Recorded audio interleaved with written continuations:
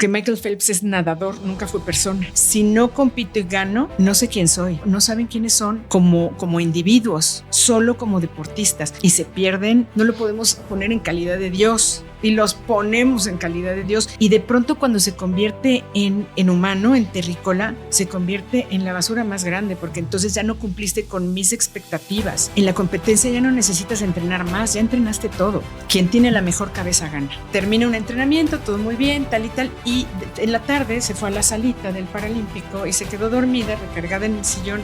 Así. Y cuando despierta, pues ya no puedo mover la mano. Fue una tragedia, ¿no? Porque estamos a 15 días de los Juegos. Fue durmiendo de 20 metros, que es un trancazo monumental, que pierde un poco la conciencia hasta que despierta en el hospital y dice, pues, ¿qué fue lo que pasó? Lo primero que pidió fue subir a la plataforma de 20 metros para ver y para que no tuviera miedo. Ella solita, ella. Estoy en el deporte de olímpico desde el 2004. Estuve con la selección olímpica de boxeo en el 2004 en Atenas, y después estuve en Beijing, Londres, Río, Tokio, París, y estamos ya 15 minutos de Los Ángeles. En el deporte, en la vida también, pero en el deporte la inteligencia siempre va a marcar la diferencia, siempre. Y la inteligencia no en un coeficiente intelectual, sino de cómo te adaptas.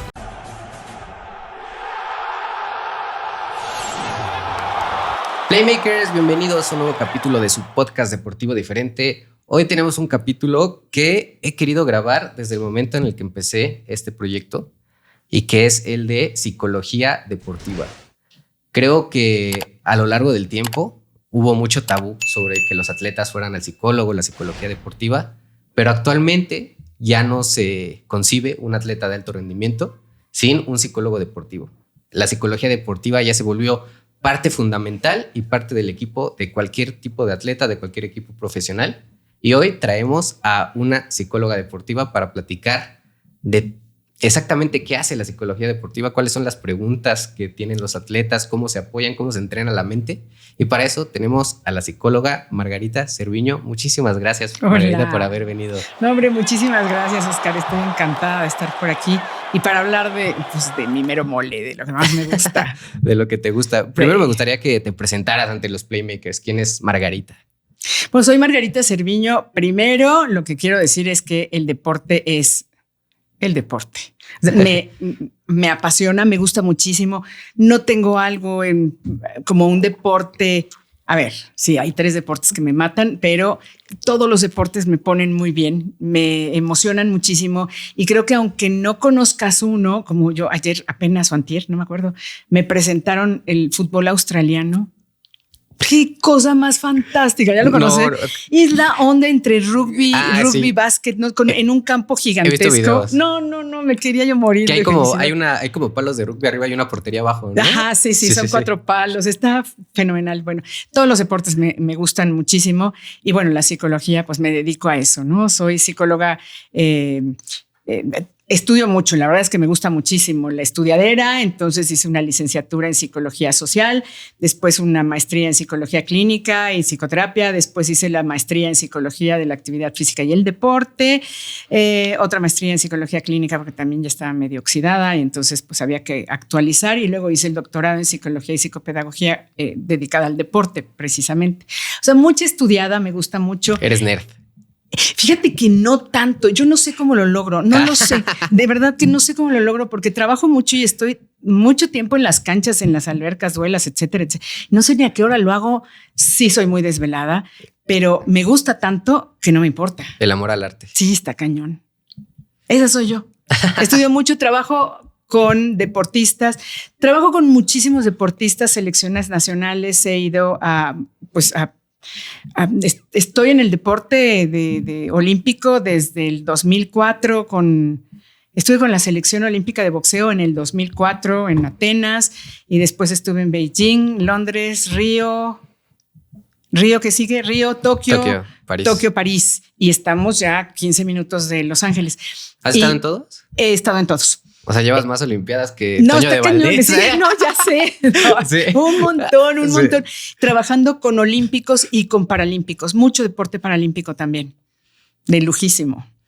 Y trabajo con selecciones también de deportes que son mundialistas, que todavía no entran a Juegos Olímpicos, ¿no? También estuve con la selección de flag en los World Games cuando ganaron medalla de oro, en el Mundial, en un montón, y con hockey sobre hielo y con Ultimate Frisbee, que está brutal. Ese está brutal. ¿No? Está brutal. El capítulo pasado, bueno, cuando sale creo que va a ser hace 2. Ajá. Pero acabamos de tener a Marco, un jugador de Ultimate Frisbee.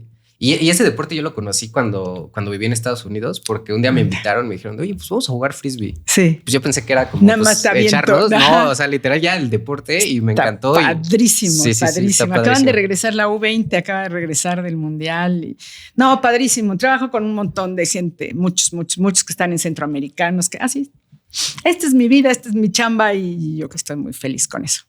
Oye, ¿por qué escogiste el deporte? ¿Simplemente porque te encanta? No, bueno, sí. O sea, sí, me encanta. Pero la realidad es que, bueno, todo viene, ya sabes que siempre hay orígenes, ¿no? Y entonces, ¿qué hacemos con esta niña? Porque pues, sí, era yo muy espantosamente desastrosa. Y entonces, pues que metan a la niña a la guay, ¿no? Justamente, ahí que haga 1000 deportes y tal. Y de ahí yo no pude escaparme del deporte, ¿no? Siempre estuve pegada al deporte.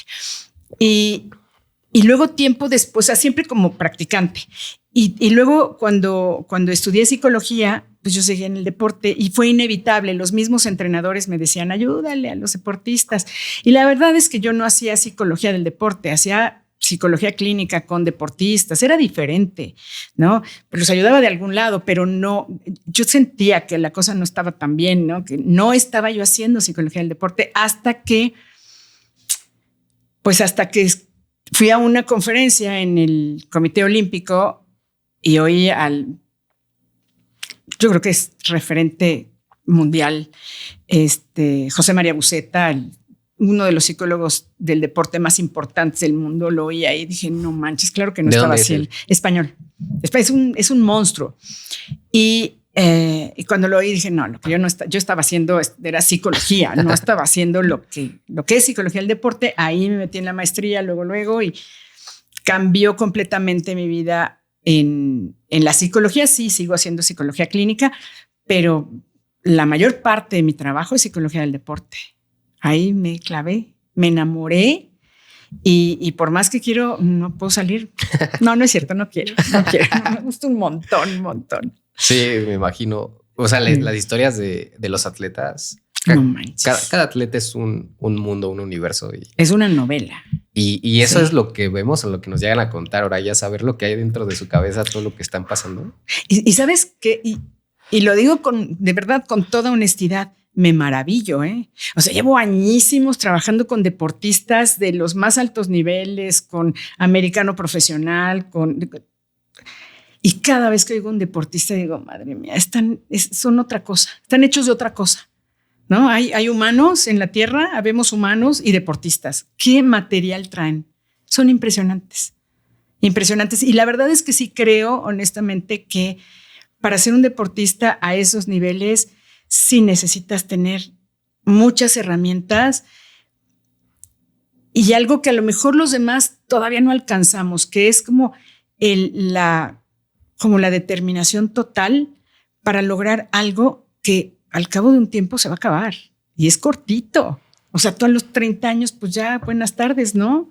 Tienes que pensar en el retiro y está tremendo. Nosotros como sea, bueno, pues tenemos larga vida en nuestras carreras, pero los deportistas como competidores, pues no. Ahora, y de ahí también sale esto, es que me maravilla todo esto, de veras, porque tú ves un deportista que dice, ya me retiro, o sea, yo ya no puedo, ya es tiempo de retirarme. Y después lo ves al año siguiente, viene la revancha, ¿no? Otra competencia, otro tal, ¿no? Los boxeadores sí, que suelen tener ese tipo de regresos. No es el dinero. O sea, el dinero a lo mejor si te cae, que bueno, que si te hace falta, pues fantástico. Pero es que es inevitable estar en una competencia. O sea, no hay nada que se parezca a eso. La adrenalina que pues te da, sí, claro. todo lo que pasa. El esfuerzo que es totalmente de tu parte. O sea, por mucho que tú quieras, pues no tienes ninguna herramienta más que tu cuerpo, tu preparación, tu potencial y todo lo que ocurre hormonalmente, neuronalmente, no lo puedes cambiar con nada. O sea, de verdad que no lo puedes cambiar. Y cuando critican a un deportista porque dicen, otra vez se va a retirar, es que es inevitable volverte a subir al ring o entrar a la cancha o nadar. Es que es inevitable. ¿Crees que es como equiparable a una adicción? En cierta medida, sí, en cierta medida sí, porque no hay nada que se parezca a esa sensación tan intensa en donde no sabes si vas a ganar, Ojo, esa es la otra cosa, ¿no? No sabes si vas a ganar, pero el ponerte tú en ese desafío, no, pues es una locura, está padrísimo. Está padrísimo. El ponerte a prueba con los mejores. Ponerte a prueba con los mejores, no, hombre, esto está tremendo, porque entonces habla no solamente de si tú eres el mejor o no, sino de cómo te preparaste. Entonces es una delicia. Entonces oírlos, y cuando yo escucho eso digo, no manches, ¿no? Y mira que lo escucho tantas veces y tantas veces digo, wow. Es que parece que la receta está ahí, que ya, o sea, ellos la escribieron, nos la dieron, la leemos, sabemos cómo es, pero, o sea, es tan difícil construirla que cuando ellos lo hacen es de wow. Sí, honestamente sí, es que... Porque creo que todos sabemos, o sea, de todas las pláticas que he tenido aquí con atletas olímpicos, etcétera, creo que lo que más me he llevado y lo que he encontrado como patrón es que tienen una disciplina impresionante, saben priorizar las cosas. O sea, dicen, ok, mi meta es ir a unos Juegos Olímpicos, pero para ir a unos Juegos Olímpicos tengo que priorizar estas competencias, tengo que priorizar estos meses, tengo que priorizar y, o sea, la manera en la que se organizan es impresionante. Y también la manera de soportar la frustración es impresionante. El que estén trabaje, lleguen a una competencia y les va mal y no caerse y seguir trabaje. Llegan a una competencia, los critican, trabaje. Y es todo eso para poder llegar a competir en unos Juegos Olímpicos. Sí. Y luego, por ejemplo, aquí tuve a Ever Palma, que en unos Juegos Olímpicos quedó 5º lugar y toda la gente lo criticó y le llegó un odio por redes sociales. Tú dices, güey, quedó en 5º lugar olímpico. Es lo mejor del planeta. Sí. O sea, sí, exacto. Sí. Ajá. Entonces ahí es donde, o sea, platicando con él, le dije, oye, ¿mentalmente te pegó? Y me dijo, pues la verdad no, porque platiqué con Aida Román, que fue otra chava que unos Juegos Olímpicos antes le había pasado lo mismo. Ay, y que ella, me dijo, ella sí como que sufrió bastante. Entonces, pues como que me aconsejó de, pues no leas, o sea, mejor enfócate pues, en los mensajes de tus amigos, en los mensajes de la gente que realmente sabe tu proceso, porque los que te están criticando son gente que no solo no sabe su proceso, sino están viendo un mero resultado que eres 5º lugar olímpico y, güey, hiciste los mejores 10 kilómetros en la historia de México. Entonces, o sea, estás logrando cosas increíbles, eres 5º lugar olímpico, o sea, no dejes, o sea, prioriza o dimensiona realmente lo que hiciste y si tú estás conforme con lo que hiciste, ya lo demás, o sea, no le debes nada a nadie. Es bien fuerte, ¿sabes? Porque efectivamente, yo recuerdo cuando Ana Guevara, digo, con toda la diferencia como funcionaria, como deportista, indudablemente un monstruo. Y cuando ella compitió en el campeonato mundial y ganó, o sea, México se paralizó 49 segundos. Fue una cosa... 2003. ¿No? Sí, no, fue emocionantísimo, fue súper bonito. Y luego vienen los Juegos Olímpicos y gana medalla de plata. Y yo recuerdo que, no me acuerdo quién la narró, pero dijo, se le fue, se perdió. Yo, ¿cómo perdió? A ver, 2º lugar, además con el tendón de Aquiles que lo traía nada más así agarrado de un hilito, ¿no? Estaba súper lesionada. E hizo maravillas. 2º lugar olímpico, medalla de plata olímpica o sea, ¿quién más? Es maravilloso, ¿no? Y de pronto no lo vemos y la gente no lo puede ver. Y entiendo también que la gente de pronto diga, hay tanto que se invierte y traen 3 medallas. Sí, pero hay 200 países que están peleando por 3 medallas. Nada más hay 3 medallas por cada deporte. No manches. Y de esos 200 hay 40 que invierten más que tú. Exactamente. Sí. Entonces está durísimo. Sí, es muy impresionante el cómo manejarse. Y de hecho ya hay programas muy importantes de cómo manejar también las redes sociales. Desde el Comité Olímpico Internacional, que hay un, digamos que hay un pues un sistema también de apoyo para los atletas, ¿no? Que se llama Atletas 365, que tiene muchos apoyos también para tener cuidado con las redes sociales, cómo hacer cosas, como tal. Y bueno, funciona si lo ocupas, ¿eh? Si no, si eres un influencer, pues está medio cañón porque pues, está muy difícil. Pero sí hay que trabajar desde la mente, desde la psicología del deporte, hay que trabajar muchísimo en estos mensajes adversos que pueden hacerte la vida de cuadros. Ayer hablaba con un atleta, que no voy a decir nombres, por supuesto, pero hablaba con un atleta que pues es de altísimo nivel. Y me decía, es impresionante, hicieron una transmisión de unos entrenamientos y mi posición también la tienen otras dos chicas, ¿no? Ella es la número 1 en esa posición y otras 2 chicas. Pero a ella le dijeron que pues probara otras posiciones porque podría ser interesante para el apoyo del equipo, etcétera, etcétera. Y si yo lo hice todo, pues bastante bien, me fue bien, fue un buen entrenamiento. Y en las redes sociales, así, pero con mensajes, ya no es lo que era antes, fulanita de tal. Y eran entrenamientos, es un campamento antes de irse a un mundial y ya le están destrozando, ya le están destronando, ya le están quitando el lugar. Y me decía, ¿qué está pasando con eso? ¿Por qué? Y además, ¿por qué me siento influenciada por alguien que no tiene idea y que ya supone que si ahora hice otras cosas de otras posiciones, ahora yo ya no tengo el lugar que tengo? Así de fuertes son las redes sociales. No, está muy cañón. Sin embargo, déjame decirte que también pueden ser muy gratificantes. Entonces hay que saber leerlas y hay que entrenar a los atletas para que puedan tener cercanía a las redes y lejanía al mismo tiempo. Acércate porque es importante, porque de ahí salen tus patrocinios, de ahí sale un montón de apoyo que te dan las redes, ¿no? También y las plataformas y tal. Claro. Pero también hay que saber qué leer y hasta dónde ni siquiera se te ocurra acercarte. Estaba fuerte. Oye, tener un manager mejor. ¿No? Sí, mejor tú encárgate. Que te filtre, sí, ¿no? Sí. Claro, ¿no? Está bien fuerte. Sí, y creo que esa es una de las principales evoluciones que debiste haber visto pues a lo largo del tiempo, ¿no? Porque esto en el 2004 a Ana Guevara no le pasaba. No le llegaban mensajes por Instagram. No, hombre, claro que no. Y todavía en el 8, en Beijing, tenías... ¿cómo se llamaban estos? ¿Blackberry? Ajá. Bueno, entonces pues era mensajito por ahí, pero no todo el mundo tenía Blackberry, era todo por mail y así, ¿no? Entonces se salvaguardaba mucho la integridad de la gente. Que alguien te ya mandara un mail de odio es porque sí, ya ese cuate está mal. Ya ¿no? está, sí, imagínate, de aquí a que lo lees y que hay red y tal, ¿no? Pero hoy te llega inmediato. Está fuerte. Sí. Oye, ¿cómo has visto la evolución de la psicología deportiva desde... Dices que tus primeros Juegos Olímpicos fueron en el 2004, pero no sé cuándo conociste a este psicólogo español. Al doctor Buceta. Ajá, no sé cuándo lo conociste. Y sobre todo porque, al menos yo cuando hice deporte de niño, alrededor de 2009, 2010, fue la primera vez que nuestra entrenadora, que ella fue olímpica, Aurora Bretón, de tiro con arco, como que nos dijo, oigan, tienen que ir al psicólogo, y nos ponían terapias dentro del psicólogo. Pero pues sí era algo que yo nunca había escuchado y creo que ahorita, como lo mencioné al principio, ya es parte fundamental del equipo de un atleta. O sea, un atleta no puede ir a unos Juegos Olímpicos sin ayuda psicológica. Digo, a lo mejor sí habrá uno que otro, pero siento que ya va mucha desventaja contra los demás que sí tienen esa parte.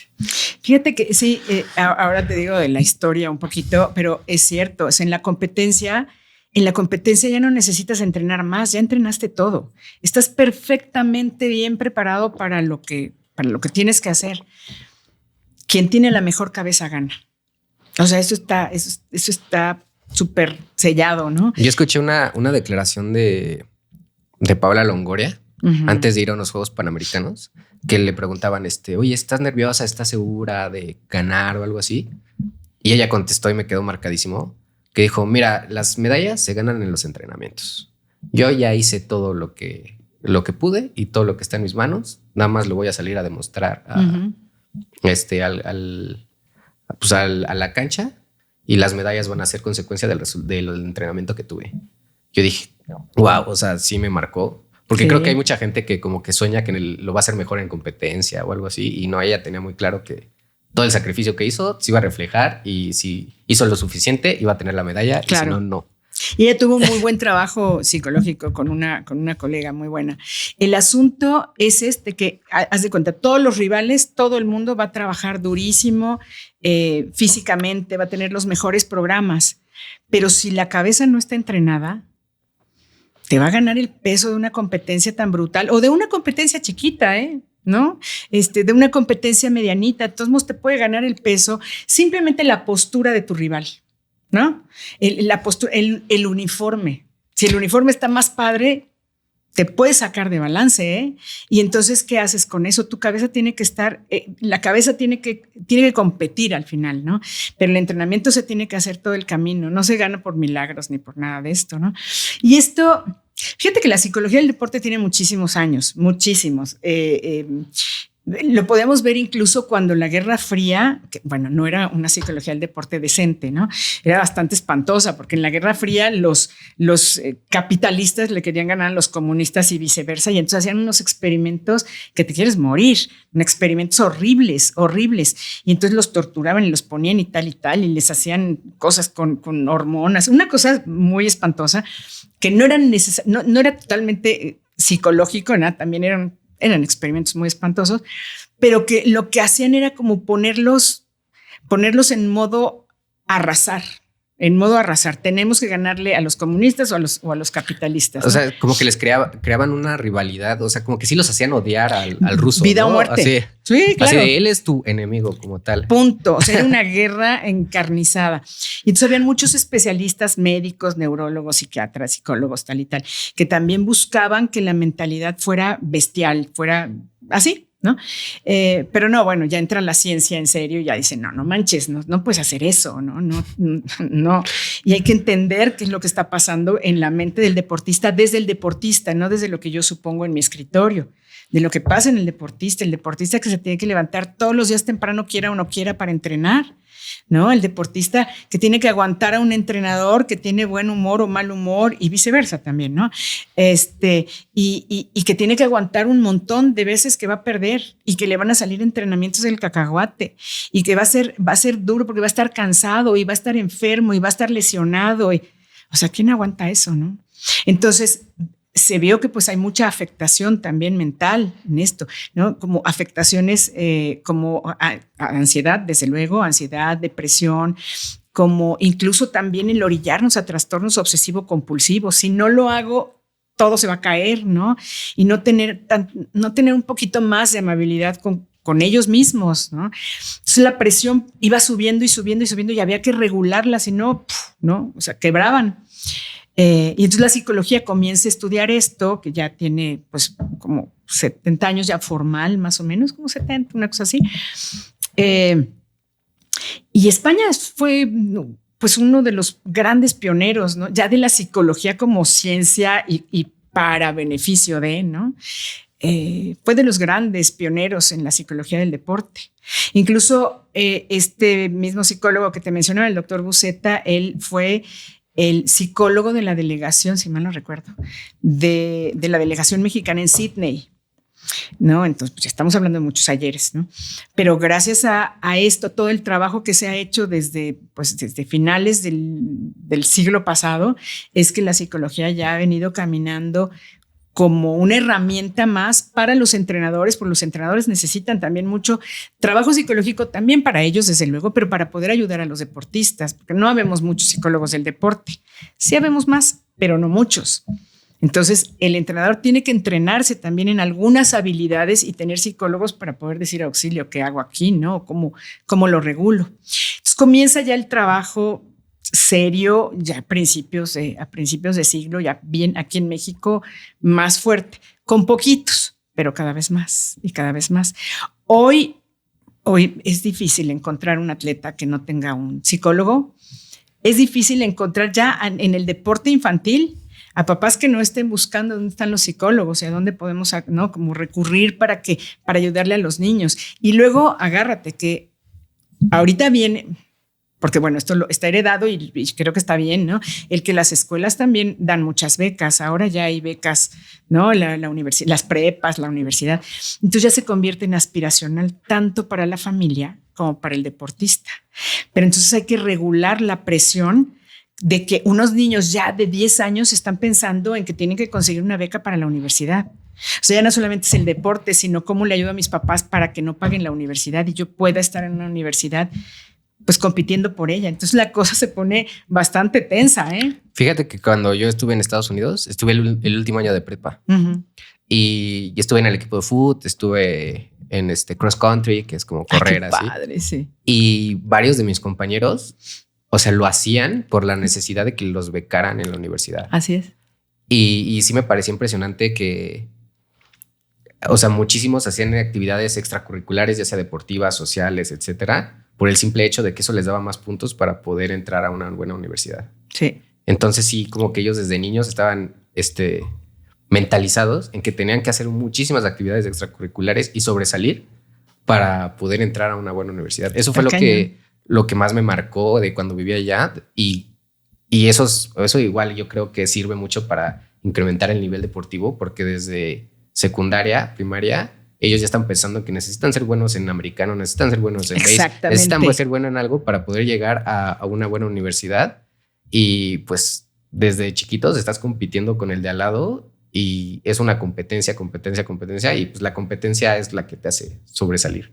Entonces totalmente son súper competitivos en ese aspecto, pero justo todo viene desde la raíz de necesito sobresalir para ir a una buena universidad. Exacto. Y además tiene que ver, esto está amarradito a lo que tú dijiste hace ratito, que era cómo gestionan su tiempo.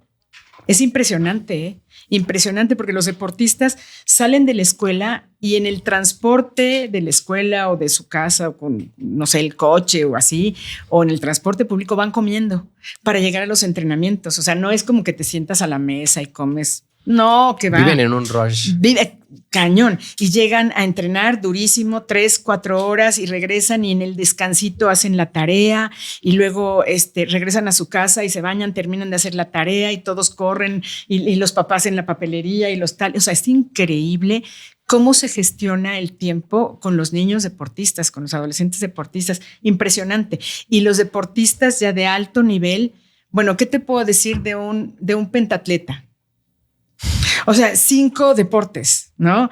Vaya, entonces tienes que gestionar también los tiempos de los lugares en donde tienen que entrenar, porque no todo el tiempo puedes ir al campo hípico bueno, ya no hay hípico ya no hay competencia ecuestre en pentatlón, pero cuando había era a ver en qué momento puedes utilizar también las instalaciones y los caballitos y luego cuándo podías nadar y cuándo. Entonces hacen unas agendas que te quieres morir y que te preguntas, ¿cómo le hacen? Porque además los pentatletas tienen un altísimo nivel académico, licenciaturas y maestrías.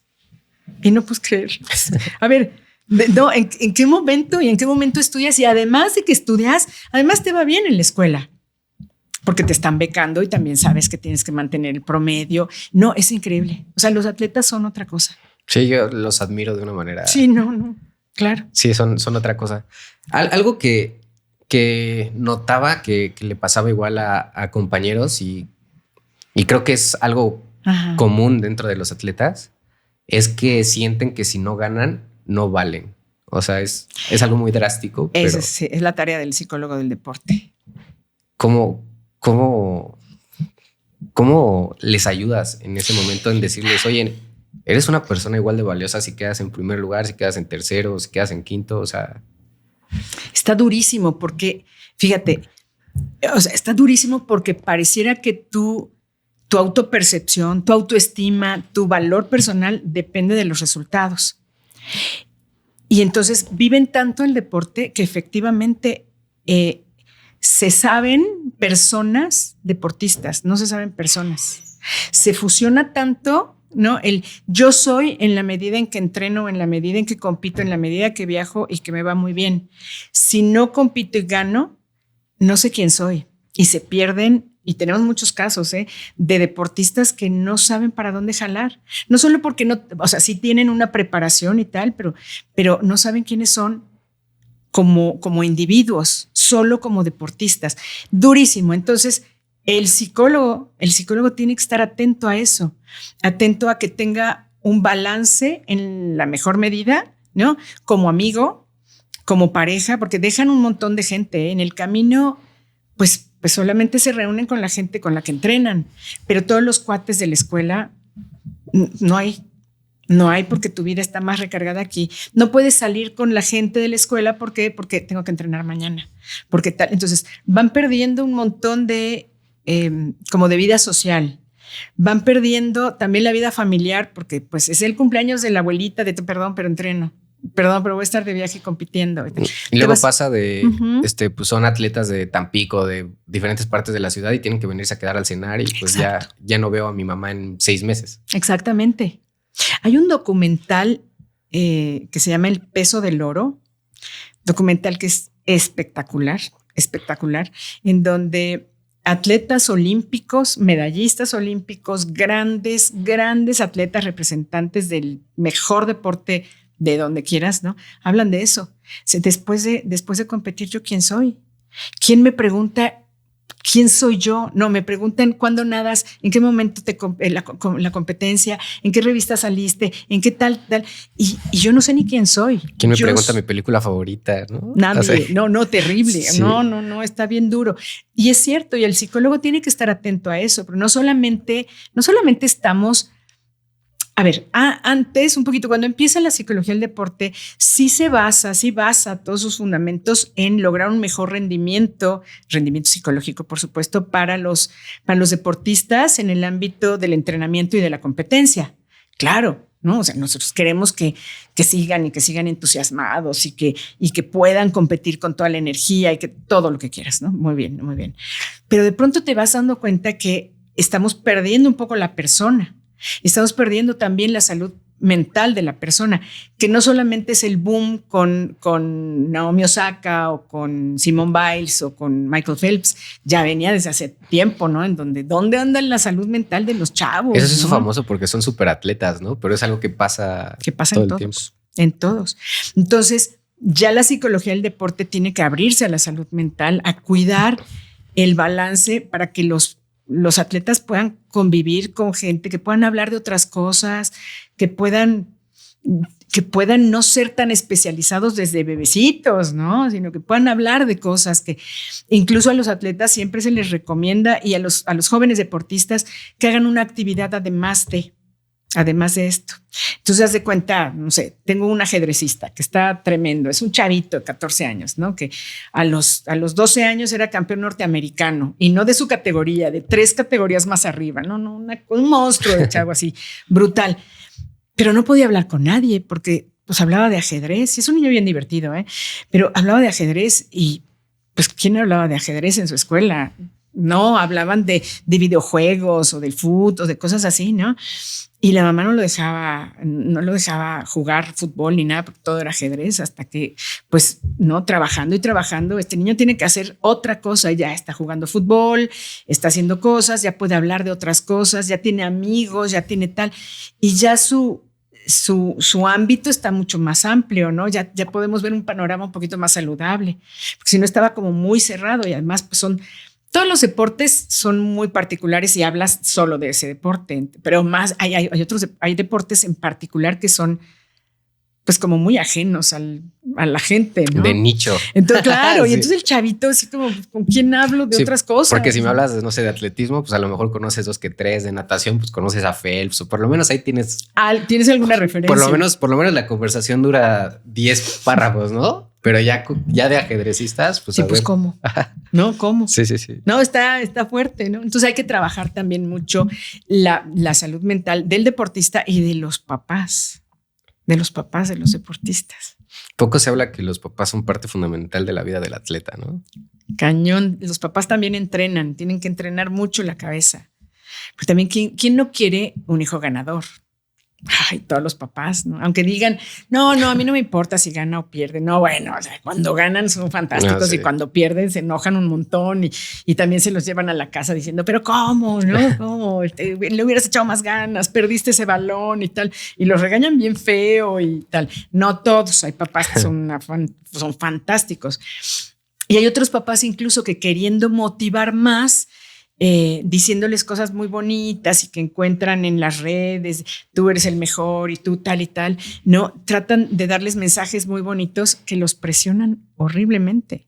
Los presionan durísimo en decir, tú eres una campeona, tú eres un campeonazo, es que mira. Entonces el chavito dice, pues yo debo de ser así, ¿no? Mi papá está esperando, mi mamá está esperando que yo sea así, ¿no? Cuando hay una... no sé si tú recuerdas por ahí a un jugador de tenis, Andre Agassi. Ah, sí. Chulada. Chulada, que ni le gustaba el tenis. Ni le gustaba, era un rebelde divino, así estaba, bueno, cañón. Y en su biografía, él habla justamente, se llama Open, léanla, está buenísima. Bueno, dice que cuando llegó a la adolescencia, alucinaba al papá, porque el papá era el que le ponía entrenamientos endemoniados, pero bueno, también gracias a esos papás es que tenemos campeones mundiales, ¿eh? También hay que darles un gran crédito, pues igual las Williams, sí.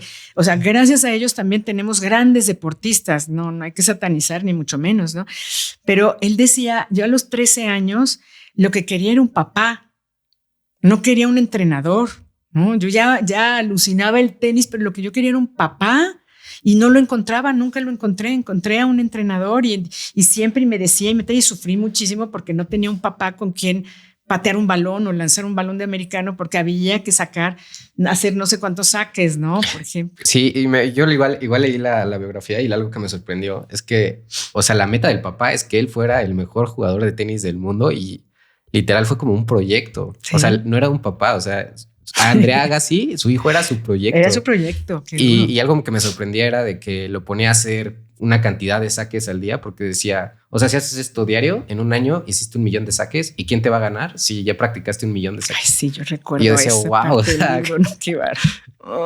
qué locura. Y también eso habla un poco de por qué es su rebeldía, ¿no? Sí, sí. O sea, me acuerdo que igual mencionaba que en su primer torneo como ya oficial, que él llegó a jugar con jeans y playera. Oye, ¿no te acuerdas que se puso una gorra y le habían cosido aquí una tira de pelo rosa? Sí. Era una maravilla, sí. No, es padrísimo, ¿no? Padrísimo. Sí. Oye, ¿y cuáles son? O sea, el atleta dentro de su carrera tiene picos muy altos de rendimiento y picos muy bajos. Y también tiene picos de lesiones. ¿Qué le pega más al atleta o cómo un atleta sobresale primero de las malas rachas o de los picos bajos y luego de las lesiones? Las dos cosas son tremendas. A ver, cuando un atleta tiene una mala racha, en mi caso, empiezo a trabajar primero con quitar la palabra racha. Porque todos entendemos que una racha es algo que sigue, ¿no? Y luego se va a quitar mágicamente y entonces ya vamos a tener la buena racha, ¿no? Y lo que a mí me importa es que el atleta que el atleta piense mucho, que no solamente repita, que piense mucho, que analice mucho, que haga registros de cómo entrena. Entonces el atleta ve cómo está el rendimiento que he tenido en un entrenamiento. Son registros súper sencillos, tampoco es una cosa complicada. En donde el atleta ve todos los días lo que estuvo bastante bien ejecutado, qué le faltó, qué tal y tal y tal. Entonces podemos ver que la mala racha no es ups, ahora me fue mal y ahora también, sino los entrenamientos no han sido lo suficientemente estables y puede ser porque tiene un proceso de fatiga que pues tal vez no nos habíamos dado cuenta, ¿no? Es que la fatiga en los deportistas es compleja. O sea, empiezan a haber señales, ¿no? Señales de menor rendimiento, pero siempre tienes 18,000 justificaciones para ello. Es que no dormí bien, es que pasó, es que tal. Y el atleta lo que quiere es entrenar, ¿no? Para que le vaya bien. Pero no hemos visto que la fatiga se va sumando, ¿no? No terminaste de descansar un día, de recomponerte y entonces eso que quedó lo sumas al siguiente día que también queda la fatiga y después se convierte ya en una manifestación bien clara de un bajo rendimiento físico y psicológico. Entonces, cuando el atleta está así debajo, empezamos a cambiar la idea de la racha, el cómo interpretamos esto y empezamos a ver sus entrenamientos. Entonces el atleta empieza a ver que sus entrenamientos mejoran y probablemente mejoran no para el siguiente partido, no para el siguiente tope, porque todavía no le alcanza, pero el atleta ya lo entiende, ya entiende que va mejorando. Ahora, y esto, digamos que se acerca más a ayudarle a tener mayor confianza en sí mismo. Sabe por qué están pasando todas las cosas que están pasando y por qué ahora le fue un poquitito mejor que ayer y tal, etcétera. Es que eso es fundamental, ¿no? Porque yo creo que el trauma o la frustración de un atleta que está en esta racha es de, oye, pues si estoy entrenando igual que siempre y ayer, no sé, corrí en 47 y hoy estoy arriba de 50 todo el tiempo, o sea... ¿Por qué? Si estoy entrenando igual. Exacto. Pero si lo estamos viendo todos los días y vemos cómo está y los piquitos y tal, el atleta lo entiende perfectamente bien y entiende cuando tuvo una subidita, cuando tiene una bajada, lo puede entender muy bien y puede salir de ese... Porque entiende que también es un proceso físico y un proceso mental. O sea, la fatiga es algo que existe en los deportistas, ¿no? Y que hay que trabajarlo para que no lleguen a fondo, porque si no, no salen en meses, ¿no? Y esto pasa mucho también con las lesiones. En las lesiones el psicólogo tiene que estar ahí con los atletas, ¿no? Porque, a ver, tú tienes una lesión y primero tienes que trabajar en el impacto psicológico de la lesión. ¿Qué es lo que tú piensas? ¿Qué es lo que tú te imaginas? Si estás en un deporte conjunto, por ejemplo, lo primero que dices es... ¿Me van a reemplazar? Me van a reemplazar, pues si viene el de la banca, el que está esperando que me lesione para entrar y lo va a hacer lo mejor posible. Y no me van a estar esperando para cuando yo me componga y para todo esto. Entonces es un terror. Luego la otra es, ¿y si quedo no tan bien? ¿Y si la cirugía no queda tan bien? ¿Y si la recuperación no es tan buena como yo esperaba? Si tengo una competencia en puerta. Y además tengo una competencia y podré y no podré y tal. Entonces todas esas telarañas que a lo mejor los médicos te dicen, sí vas a poder, todo está muy bien.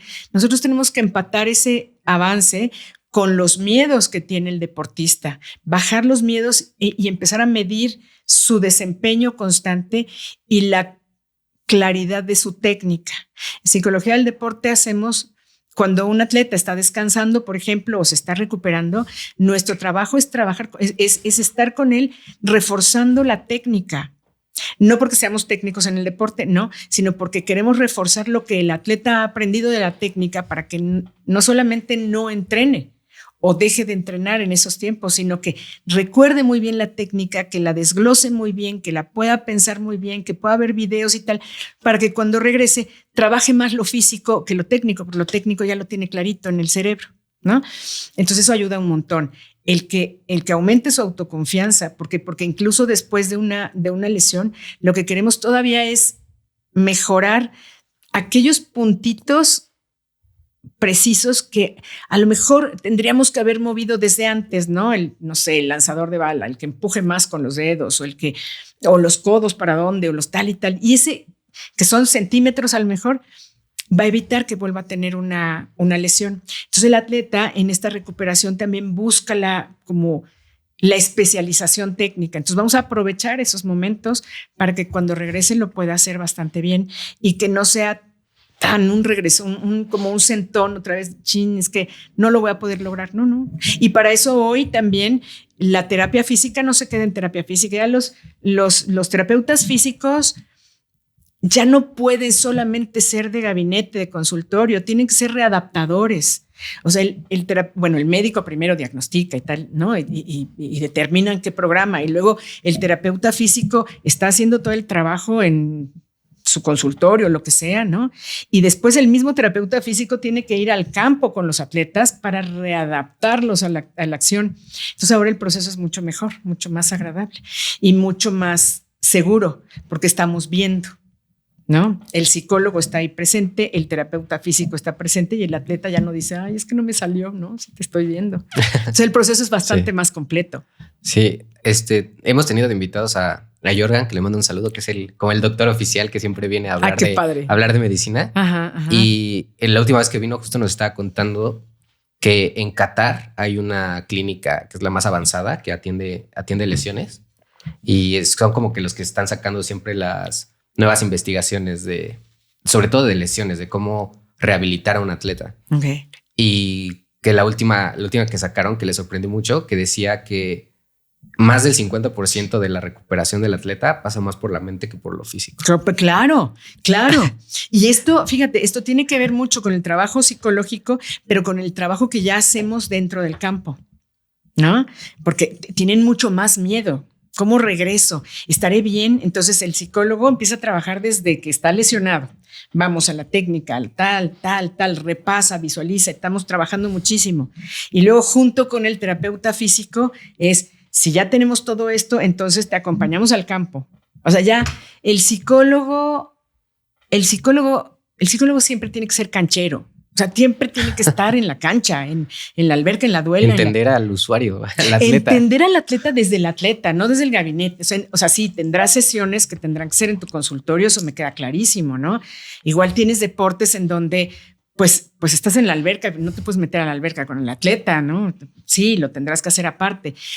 Pero la mayor parte de los deportes son en cancha. Entonces tienes que verlos, ¿no? Igual el fisio tiene que verlos, el nutriólogo tiene que ver los desgastes, no solamente que nos platiquen, ¿no? Ya, yo creo que ya las ciencias del deporte tienen que estar en la cancha. Sí, ya. Son parte del cuerpo técnico ya. Sí, ya se tiene que trabajar así. Oye, y supongo que igual influye mucho el tema de cómo se lesionó el atleta, ¿no? Porque, o sea, si te lesionas, no sé, fuera extra cancha, es diferente a si te lesionas por fatiga. O a mí lo que más como que siento que si yo fuera atleta, lo que más me daría miedo es, no sé, soy clavadista y haciendo un intento de un nuevo clavado me lesioné. Claro. El regresar y primero el volver a aventarme, pero el volver a intentar ese clavado que me lesionó o esa pirueta o eso nuevo que traté de hacer y me lesionó. Es enfrentar un monstruo Es mental. enfrentar un monstruo, pero hay una cosa que pasa muy chistoso con los atletas, como quieren tanto regresar, o sea, están tan determinados a regresar, no se rajan, ¿eh?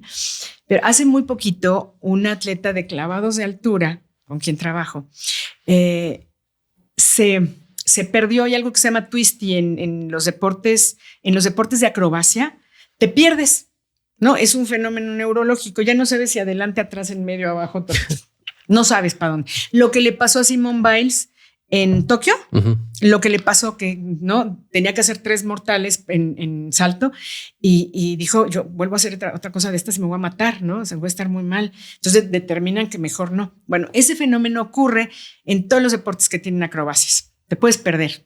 Entonces esta chica se sube a la plataforma de 20 metros. O sea, es que los atletas los de clavados de altura son una cosa. Tuvimos aquí a Adi Jiménez, que era de... Ay, mira, ándale. Sí. Bueno, pues fue alumna de Adi Jiménez, precisamente. Esta chica. Y esta chica en una penúltima competencia no se cayó, no nada, inició bien el clavado y se perdió, pero entonces la entrada de 20 metros, que es un trancazo monumental, ¿no? Se da un trancazo tremendo, ¿no? Que pierde un poco la conciencia y tal, ¿no? Y todo el mundo alarmado ya ni se enteró, ¿no? Hasta que sale del hospital, bueno, hasta que despierta en el hospital y dice, pues, ¿qué fue lo que pasó? ¿No? Pues te diste un guamazo de 20 metros y terrible. Ah, ok. Bueno, ¿podemos ir a la plataforma? O sea, lo primero que pidió fue subir a la plataforma de 20 metros para ver y para que no tuviera miedo. Ella solita, ¿no? Y dicen, bueno, pues puedes subir a la plataforma, obviamente no te puedes tirar, te puedes subir, claro está. Y ahorita estamos trabajando justamente en el clavado. Lo que le da miedo a ella es volver a perderse, no caerse. Es una cosa muy extraña, pero es así. Todas las lesiones tienen como rarezas y ciertamente si te lesiona, fíjate que yo pensaría un poquito, a lo mejor al revés, un poquito, si te lesionas haciendo el deporte,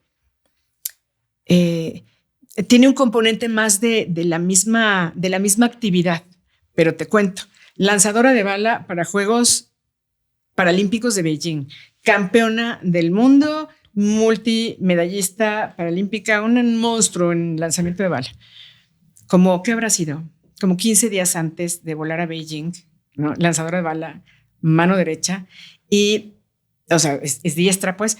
Y termina un entrenamiento, todo muy bien, tal y tal. Y en la tarde se fue a la salita del Paralímpico y se quedó dormida, recargada en el sillón, así. ¿Sale? Así, doblando. Y aquí la cabeza pesa mucho. Y entonces se quedó así como pues 1 hora o qué sé yo. Y cuando despierta, pues ya no puede mover la mano. Tiene una tendinitis brutal porque estuvo 1 hora haciendo esta extensión bestial, entonces los tendones se le inflaman. No, fue una tragedia, ¿no? Porque estamos a 15 días de los Juegos. Esa lesión fue terrible, y si no quedo, y si no puedo, y si no tal, es que ni siquiera fue lanzando, es que... Fue durmiendo, aparte. Fue durmiendo, así fue una jetita que se aventó, pues así fue, ¿no?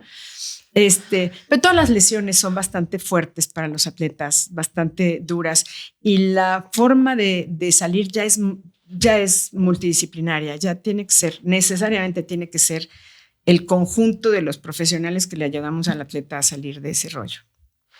Y ahora un ejemplo de, a lo mejor un atleta, por ejemplo Simone Biles, que se sabe favorita, que todos esperan que gane, y llega a la competencia y por X o Y tiene una mala competencia. ¿Cómo se le ayuda a sobresalir de...? Porque eso ya no es una mala racha, es...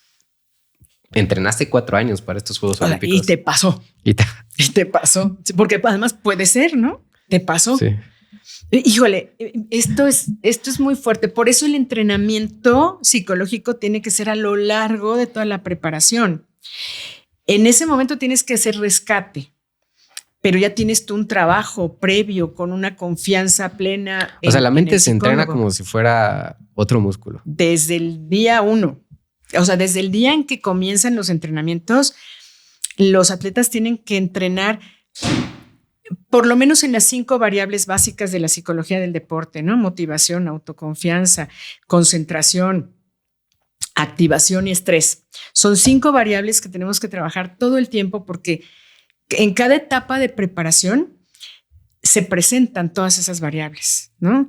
El estrés por estar en la etapa general, ¿no? Por ejemplo, donde los chavos lo que quieren es el balón, el agua, tal, ya estar en acción, y no es la preparación en el gimnasio, y hay que flojera y no quiero, ya quieren acción. Entonces, ¿cómo mantienes el nivel de motivación de estos atletas para que sí se preparen?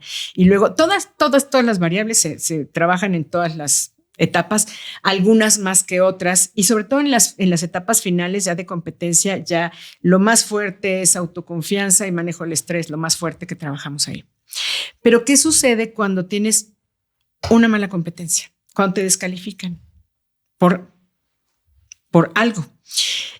Lo primero que tienes que hacer como psicólogo es dar contención. Es sí pasó y valido lo que estás sintiendo. O sea, yo no le puedo decir a un atleta, bueno, pero le echaste un chorro de ganitas, ¿no? No, porque van a pasar 4 años en donde, no, qué sé yo, qué pase. Sí, te debes de sentir muy mal. Pues sí, tienes toda la razón. Porque luego además viene todo yo recuerdo lo que pasó con Vanessa Zambotti, ¿no? Que se preparó brutal, ganó Panamericanos, fue fenomenal. Llega a los Juegos Olímpicos de Londres y creo que en el minuto 2, en el primer minuto de la primera pelea que tuvo, y se acabó, perdió. ¿Sale? ¿Esto qué quiere decir? Pues también la otra era buena, o sea, hay muchas variables, ¿no? Entonces, cuando sale Vanessa Zambotti, el periodista le pregunta, ¿no? Pues, ¿cómo te sientes? No. O sea, dijo, mira, eso ya te lo tengo que decir después. Ahorita tengo que ver qué rayos pasa en mi cabeza, tengo que procesar esto, pero no te puedo decir, ¿no? Entonces, lo primero que nosotros tenemos que hacer en psicología es validar lo que está sintiendo el atleta. Es simplemente te escucho y no trato de consolarte. Te escucho. Pues, ¿qué te digo? O sea, no hay un manual para decir, ay, sana colita de rana. Pues no, y acabas de perder algo que para ti era muy importante, ¿no? Entonces, te escucho, atiendo, contengo, porque además, pues también está toda la otra delegación, o sea, toda la gente y todos los demás que están esperando que pase algo contigo, y los amigos y los tales y tal, ¿no? Entonces, es bien difícil. Pues, ¿cómo te fue? Pues mal. Qué mala onda.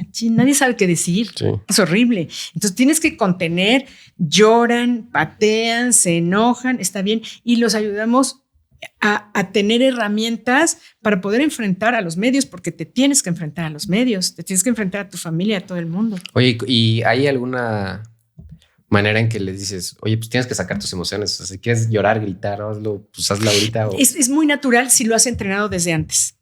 O sea, es súper natural. Ya los atletas ya lloran contigo, ya berrean y ya se enojan y ya mientan madres y así, todo, ya lo dicen. Y entonces ya es muy, muy fácil que en esos momentos digan hasta lo que no te imaginabas que iban a decir. Sí. Ya lo dicen, pero se sienten en un espacio muy seguro, en donde sí lo pueden decir y saben que en ese espacio no va a salir. O sea, nadie te va a decir nada, ¿no? Entonces ya se sienten muy seguros, pero tú tienes que construir la confianza a lo largo de todo el proceso, ¿no? Y es la chamba. Y eso que mencionas de enfrentar a los medios, ¿no? Porque aparte igual los medios son muy crueles y ahorita la gente igual. Uh-huh. Igual recuerdo, por ejemplo, en Televisa que sacan el programa que se llama Acción. Ajá. Y que está el gol, error y figura. Y sí. Luego la decepción. Y me acuerdo que siempre en unos juegos centroamericanos, los de Veracruz, me parece, que René Serrano, el de tiro con arco, llegaba como el favorito. El abuelo. Ajá, y perdió, creo que no se llevó ni una medalla. Sí. Y lo ponen ahí. Fue el abanderado y todo. Era Premio Nacional del Deporte, estaba en su pick. Y la decepción de los Juegos Centroamericanos, René Serrano, y todo así, 2 minutos tirándole a René Serrano. Y dije, wow, o sea, se olvidaron de todo lo que había hecho y agarraron 2 minutos para destrozarlo. Segundo. Y además también tenemos que estar bien conscientes que no hay un solo atleta, por lo menos no lo conozco hasta hoy, que diga, hoy es mi día para perder, hoy voy a perder. Claro que no. O sea, todos los atletas quieren que les vaya muy bien, ¿no? Y eso, ¿no? Y con Serrano fueron crueles, con Alexa Moreno fueron despiadados, ¿no? O sea, con muchos deportistas son despiadados, ¿no? Entonces, ¿qué hacemos en esto? Pues es mucha contención, mucho trabajo de lo que sí puedes oír y lo que no puedes oír. Ojo, yo no puedo quitarte de los medios y quitar todas tus redes ni nada de esto. Lo vas a oír y te lo van a decir y alguien va a decir, ay, mira lo que dijeron de ti, qué barbaridad, ¿no? En modo chisme, ¿no? Pero sí que tanta validez le das o no a ese mensaje. Eso sí lo trabajamos, porque los mensajes van a estar, la gente lo va a decir, pero en la medida en que tú hagas una interpretación no contra ti, sino entendiendo su contexto, se salvan muchas cabezas, ¿no? Oye, y ahora tú como psicóloga, me gustaría escuchar tu opinión, pero ahora, por ejemplo, de la parte de la afición. Porque eso de que le tiramos a los atletas, uh-huh. Normalmente son a los atletas que primero elevamos y los ponemos en un pedestal en lo más alto. Claro. Y en el momento en el que tienen uh-huh. un error, los bajamos a que son lo peor. Y eso le pasa específicamente a los más grandes. O sea, me acuerdo de, por ejemplo, Memo Ochoa en México uh-huh. es un ejemplo perfecto de que en el Mundial de Brasil todos agarramos y lo pusimos hasta arriba y de repente tuvo una mala racha y ya todos lo odian y al final termina su carrera ahorita y la mayoría de la gente te habla de que fue un mal portero y le sigue tirando y le sigue tirando. Sí. Y eso le pasó, por ejemplo, a Simone Biles cuando decidió retirarse por el tema de salud mental. Le tiraron. Le ha pasado a Michael Jordan. O sea, a todos los que elevamos, los ponemos hasta lo más alto. Parece que hay mucha gente que nada más están esperando a que tengan un error para poder tirarlos. ¿Eso tú cómo lo interpretas? Claro. Pues, o sea, como la afición o la esto es de psicología social. Sí. Esa parte la analiza muy bien la psicología social, en donde le damos un valor que no es ni real, ¿no? No es real. También no podemos poner a alguien que lo hace muy bien porque ha entrenado, no lo podemos poner en calidad de Dios y los ponemos en calidad de Dios y los dioses no se equivocan. Zeus hizo cosas horrorosas y tal, pero no se equivocaba, ¿no? O sea, no vas a criticar a un dios, ¿no? Entonces, ¿cómo la mentalidad de la masa también hace que alguien pueda ser una deidad y de pronto cuando se convierte en humano, en terrícola, se convierte en la basura más grande, porque entonces ya no cumpliste con mis expectativas? O sea, yo le aposté todo a esta deidad y de repente eres un humano. ¿Cómo? También sangras. También sangras y también te pones pijama en la noche si es que no, o vas al baño, ¿no? Sí. Qué sé yo. Pero esta es la fantasía social, ¿no? Esta idealización de un personaje que nunca puede fallar. Entonces, con los atletas, ¿qué tenemos que hacer? Bueno, la afición siempre se va a mover desde ese lado, ¿no? Desde cómo hacer deidades porque cumplen con mis fantasías. Mis fantasías es, si este cuate lo puede hacer, a lo mejor yo también lo puedo hacer algún día, ¿no? Y cumple con mis expectativas y le pongo un chorro de atribuciones y veo que es una persona perfecta, increíble, buen hijo, buen marido, porque seguro que si se divorció es que fue la pareja la que cometió el error, no él, ¿no? Y si pasó esto, no fueron otros. Y siempre quitamos y ponemos, ¿no? Hacemos esta cápsula increíble de perfección de una persona. Pero esta es una construcción completamente fuera de la realidad. La realidad es que ese que le ha ido bien es porque ha trabajado mucho para que le vaya bien y ha tenido las oportunidades que ha aprovechado, ¿no? Se nos olvida eso. Creemos que esto fue casi en espontáneo y que es el mejor portero, porque además le hacían memes para acá, para allá, era una cosa fantástica. Y después cuando no está funcionando de la misma manera, pues porque tiene más años. Esto es humano, ¿no? La gente crece y la gente va a tener otros resultados y llegarán otros que son muy buenos y tal. Y no lo podemos ver porque mi deidad tiene que ser muy buena aunque tenga 70 años, ¿no? A ver, ¿cómo? La misma masa deja de pensar, o sea, el mismo grupo de aficionados que leen lo mismo y que tal, que van creciendo y creciendo y creciendo, se disminuye en análisis, ¿no? Esto lo decía Freud con mucha puntualidad, ¿no? Decía, la masa embrutece. Pues sí, cuando estás en bola, pues haces cosas muy chistosas, muy raras, que no lo harías solo. Bueno, entonces cuando endiosas y cuando los pones tan grandes, en el momento en el que ya no dan el resultado y hay otro, ya te vuelves un Dios reemplazable. A este Dios que ya reemplazas, lo tiras a la basura. Ya no te importa. Ya no es tu guía, ya no es tu admirable, ya no nada. Es un fenómeno social, pues desde que la humanidad está en la tierra, ¿no? Sí, es bastante duro, pero también hay que trabajar con los atletas, ¿no? El olvido, ¿no? Ahorita tú eres vigente, yo te escribo y yo te digo, pero en el momento que ya no eres vigente, ya no te escribo, ya no me interesa. O sea, ¿para qué te escribo? ¿Para qué te comento? ¿Para qué te pongo un like? Ya no. Lo que pasa en los fenómenos de los Juegos Olímpicos, wow, están todos ahí al mes, ya no existen, ¿no? Durísimo el abandono. Y eso pasa con los ídolos también, ¿no? Los suben y después ya no me sirves a mí como modelo a seguir. Pero nunca fueron modelos a seguir en sí, sino es como una creación social, ¿no? Está tremendo. Es una fantasía que los aficionados se hacen. Sí. O sea, lo describiste perfecto. Una fantasía que los aficionados se hacen y cuando ese atleta ya no puede cumplir con tu fantasía, lo tiras y buscas a otro. Pues buscas a otro para que te sana colita de rana, ¿no? Que te cure. Oye, y trabajas, por ejemplo, con los atletas desde el inicio, pues sí que sean conscientes de que, oye, lo que tú estás haciendo tiene una fecha de caducidad mucho más pronto que la de cualquier otro ser humano. Híjole, está durísimo eso, pero sí. O sea, atleta que llega conmigo, siempre le hablo de la caducidad del deporte, no de la persona, ¿no?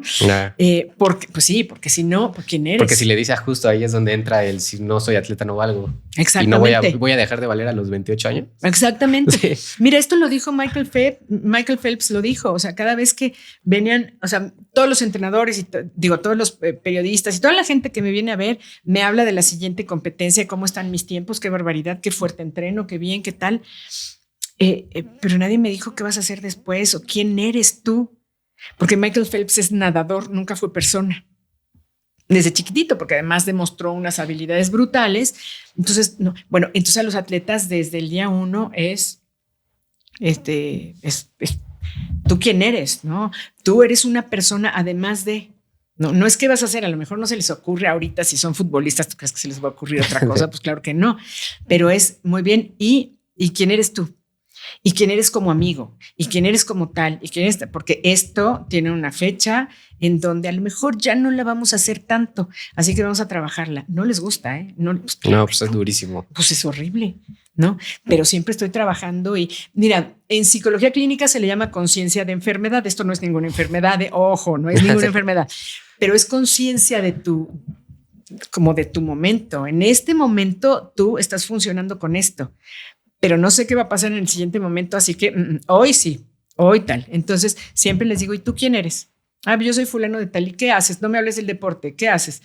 Hoy se atoran. Pues estudio y tal. Y tengo amigas. Muy bien. Ahora sí, vamos a hablar del deporte. Y no les hace mucha gracia.